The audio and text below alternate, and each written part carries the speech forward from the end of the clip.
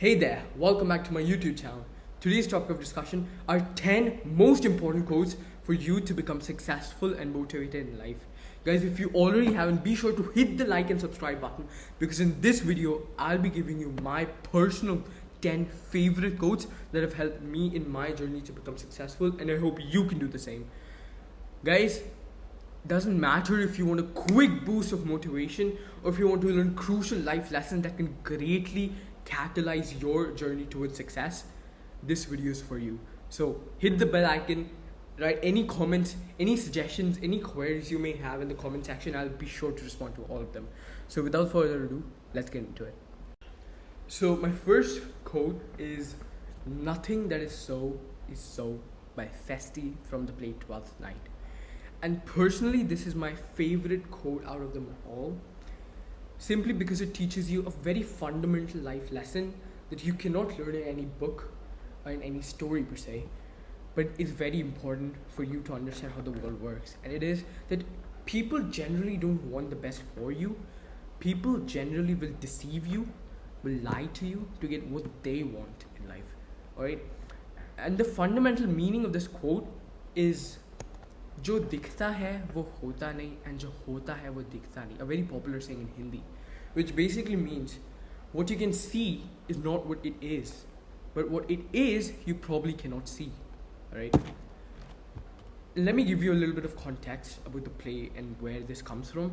So the play 12th Night is based on a very popular festival, 12th Night, which is basically when topsy-turvy nature of the world, deception, lies, foolery, and all of this stuff is celebrated in 12 days, and the last night is the 12th night when everyone dresses up and disguises.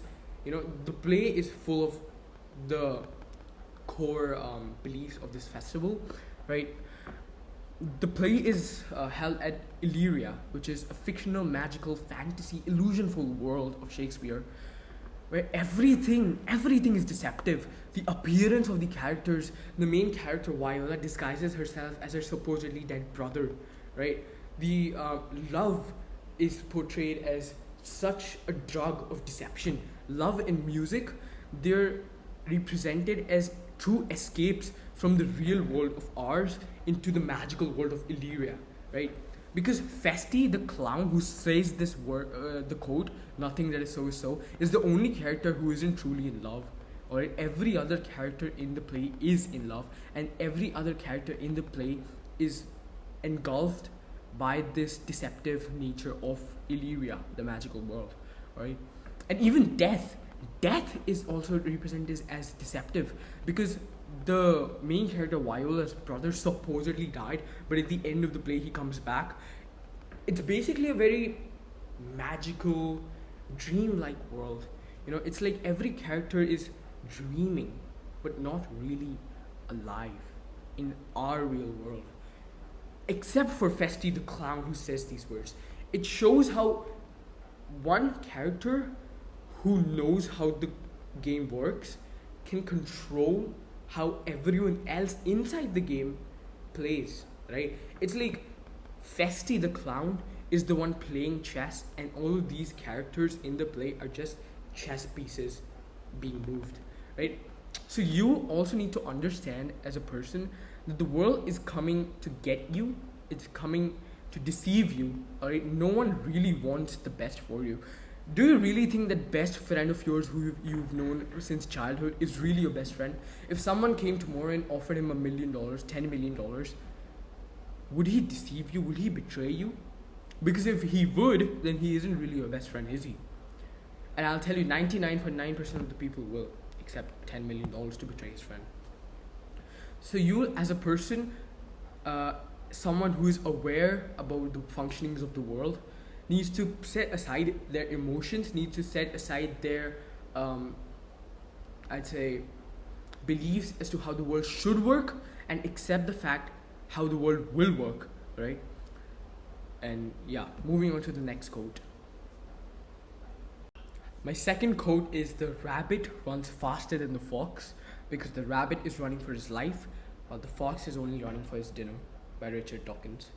Guys, this is such a good quote because it truly helps you differentiate between motivation and discipline, it's because you see the fox is motivated to catch the rabbit, right? Because it's like, okay, I need that dinner, all right? But if I cannot catch that rabbit, I'll go for something else.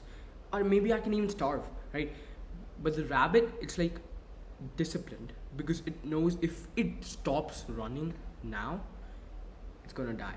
Similarly, you need to be like disciplined that if I don't achieve my goal, if I don't achieve my dreams, then I'll fail as a person.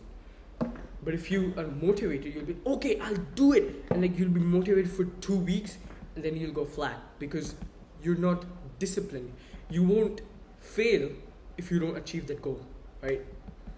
So you need to understand how being disciplined is the only way you can actually be serious about achieving anything in life. If you're only motivated, it's only a temporary thing. You need to understand that.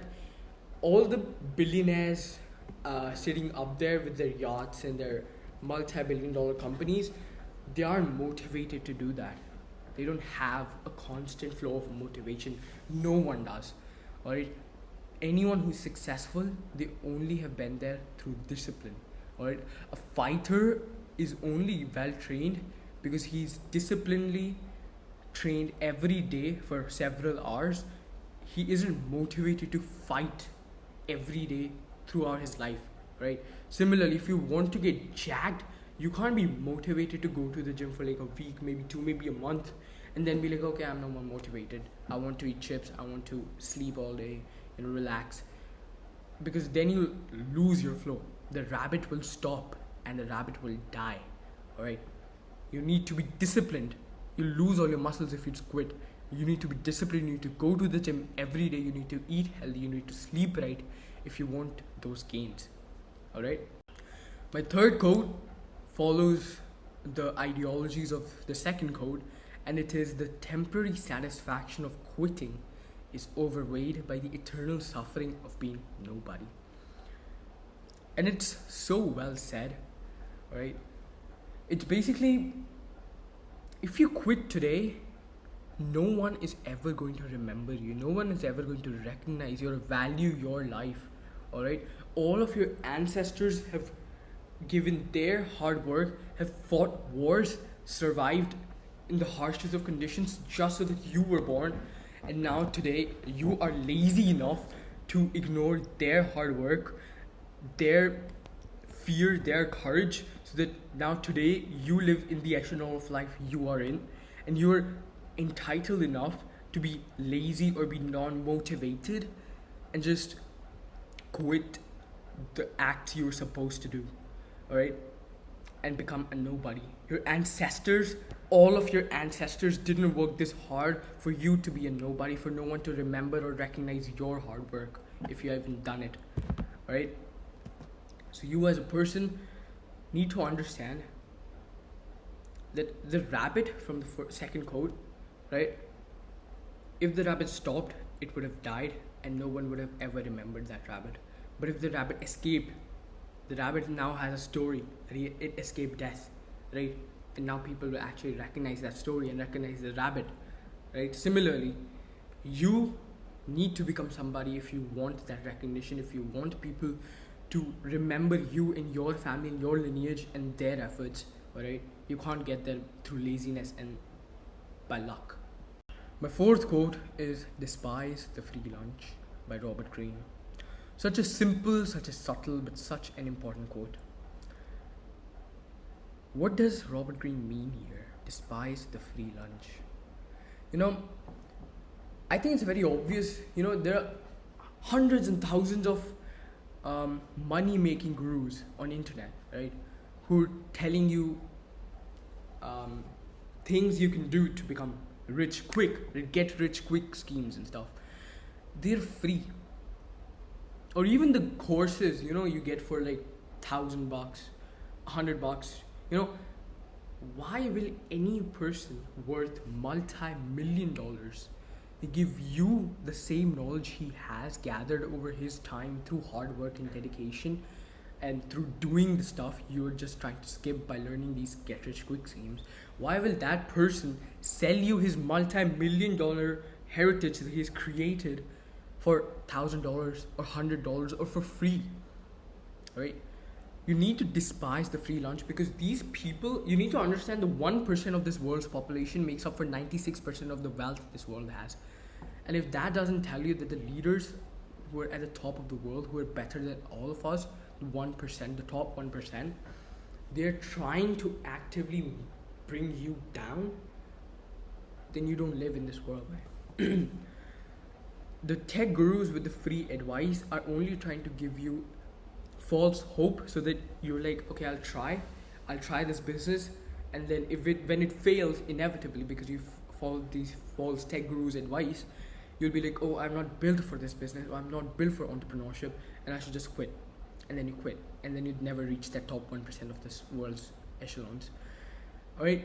Similarly, like, I never got this concept. Why didn't my parents and their parents and their parents never got participation certificates, right? For in their times, it was only number 1, number 2, and everyone else is a loser, right? Nowadays, it's like, oh, you're first, let's go. You're second, congrats. You're third, that's great. You're fourth, okay, very well done. You know, you're first runner-up, that's amazing, great. You're second runner-up, amazing. Oh, you tried, alright? It doesn't matter if you won, you tried. So you deserve a participation cert. That's so wrong. We're teaching the next generation to accept being a loser. That's not acceptable, right? Remember my second quote, if the rabbit doesn't run fast enough, even if it tried, it'll still fail, it'll still die, alright? The winner is only the rabbit who outruns the fox. If you cannot outrun the fox, doesn't matter if you try or not, you're a loser. So giving them false hope by participation certificates is a greatly dishonorable act, in my opinion. And you, as wise individuals of this world, need to understand that you need to despise the free lunch. You need to work hard to achieve what is valuable. Nothing in this world that is worth value comes to you easily. Alright, I've said this before in a video. You cannot be an astronaut just because you want to, or just because if you try, right? An astronaut has to wake up every day and go to the simulation room, do 6 hours of simulation, right? He needs to stay fit. Yeah, he needs to be on certain drugs, certain medications to prepare his body for the atmosphere and spacecrafts, right? He needs to go through several flight hours. You know, he first needs to become a pilot. If you don't have the discipline to go through all of that just to achieve the goal you are destined to, or the goal you want to, you cannot, even if you try to, all right? So you need to acquire discipline, you need to despise the free lunch, and you need to become wiser.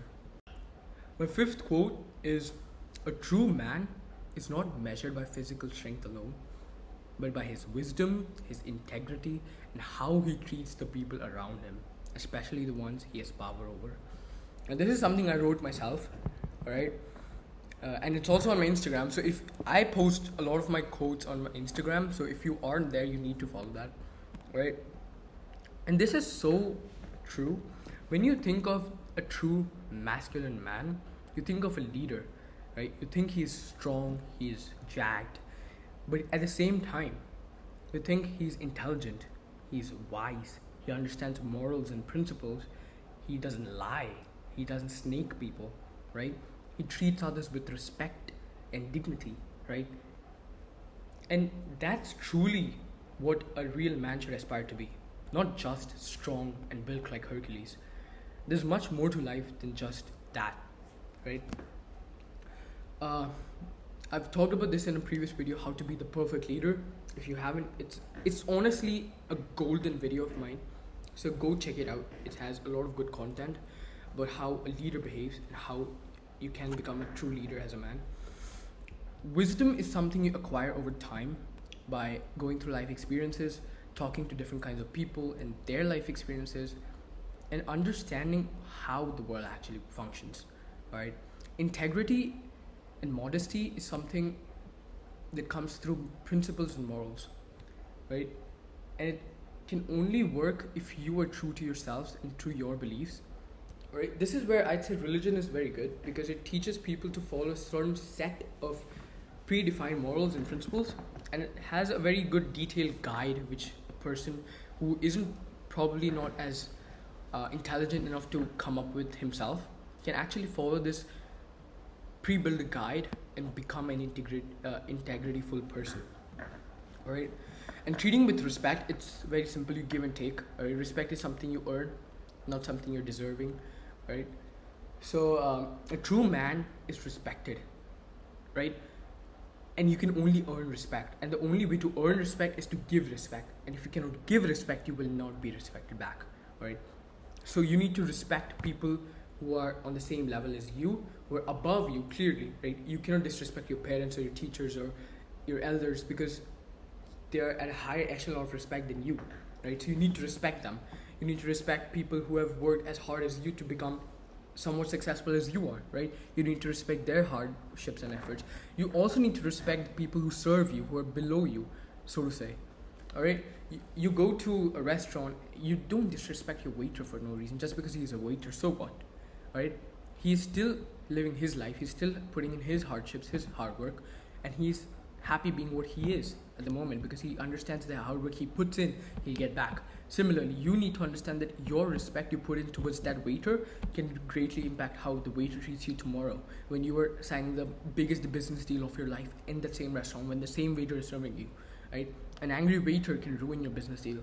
Right, but a good waiter you have respected, who respects you back, can greatly influence how your deal goes.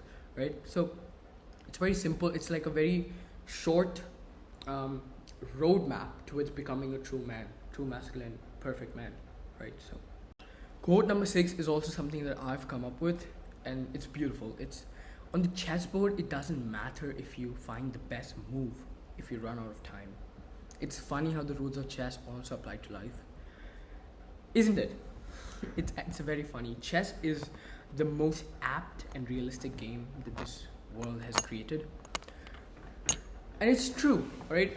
On the chessboard, you analyze the situation you're in, right? You think, okay, I'll have to sack my queen, and then I can go here and I can checkmate him. But it doesn't matter if you find this at the last second of the clock, right? Because then you're going to lose the match. The world works on speed, all right?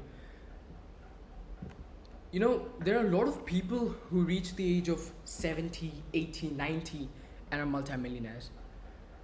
But then you need to understand there are also a lot of people who are 20-year-olds, 30-year-olds, 40-year-olds who are also multimillionaires.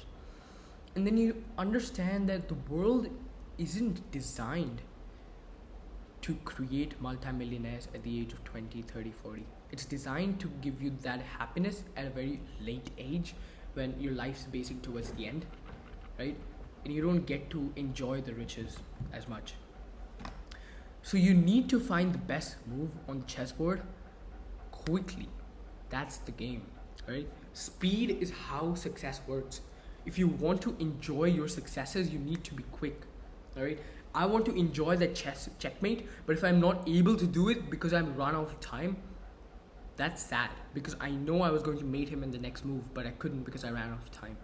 All right, and that's truly frustrating, and that will be frustrating for you if you find the best move, if you find the best riches of your life, if you find what you have been looking for throughout your life, but you run out of time. Right? None of us know how long we have on this world. So you need to understand, you need to enjoy, you need to live, and you need to make every second of your living existence on this planet worthwhile. Not just for you, but for the entire world, for your ancestor, for your lineage, and for people who come after you. Following on the footsteps of my previous quote number 7 is also something that I've written myself. And it's, we all have the same 24 hours of the day, yet some people have yachts and some don't even have food to eat. Only you can decide your fate. Don't waste your 24 hours. Pretty self-explanatory, isn't it?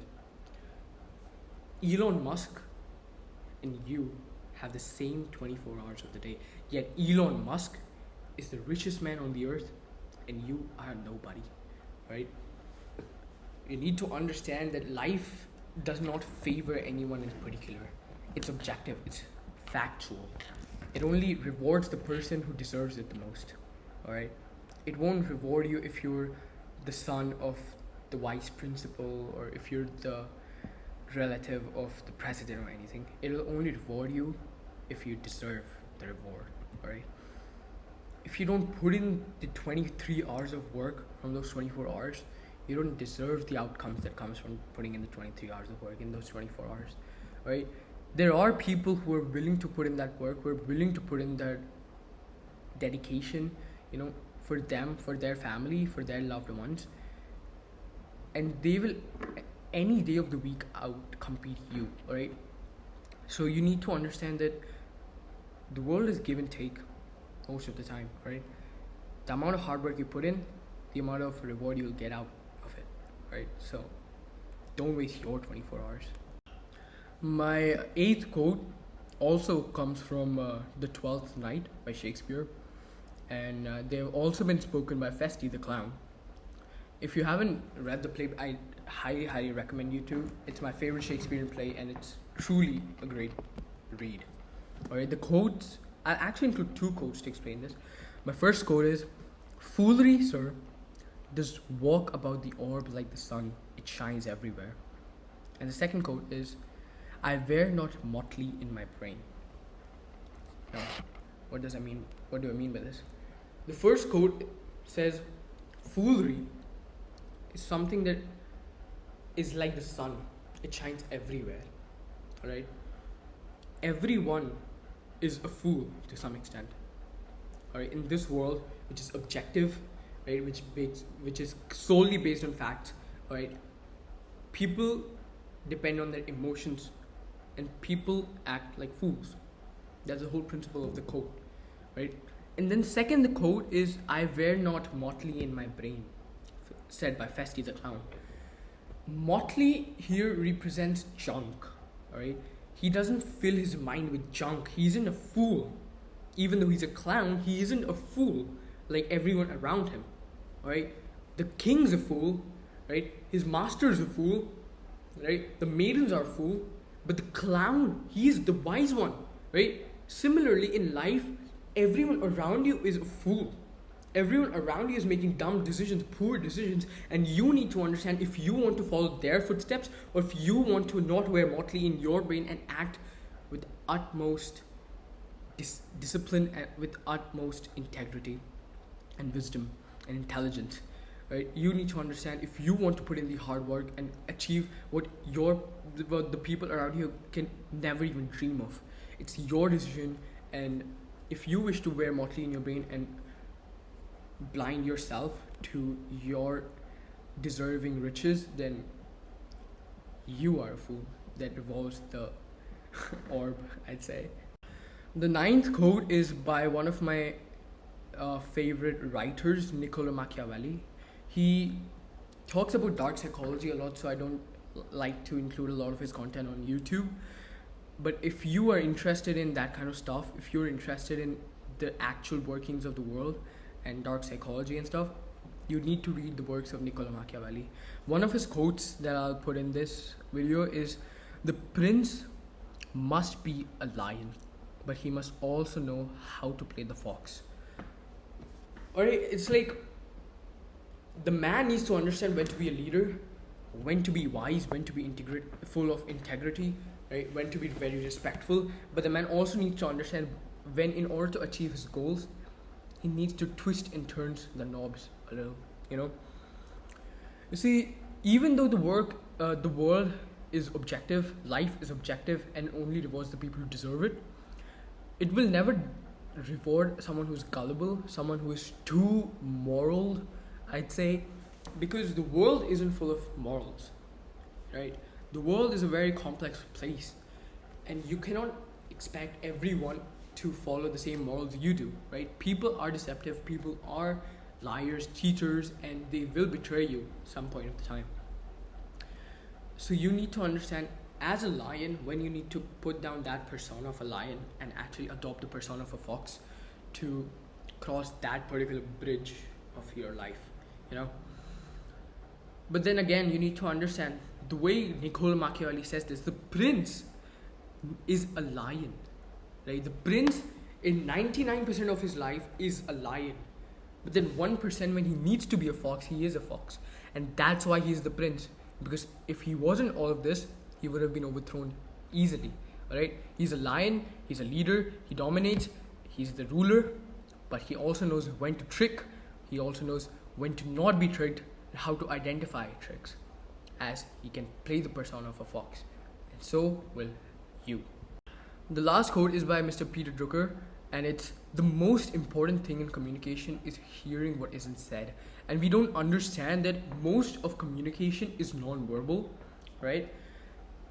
And it's so important because I personally love studying dog psychology. I love studying human nature, and it's something I've identified so much. You know, when you talk to a person, you're not just saying words, all right? Like when I'm talking to a person, I can be like, "You lost the match," you know, like that's like shocked and angry. You know, you're like, "You lost the match."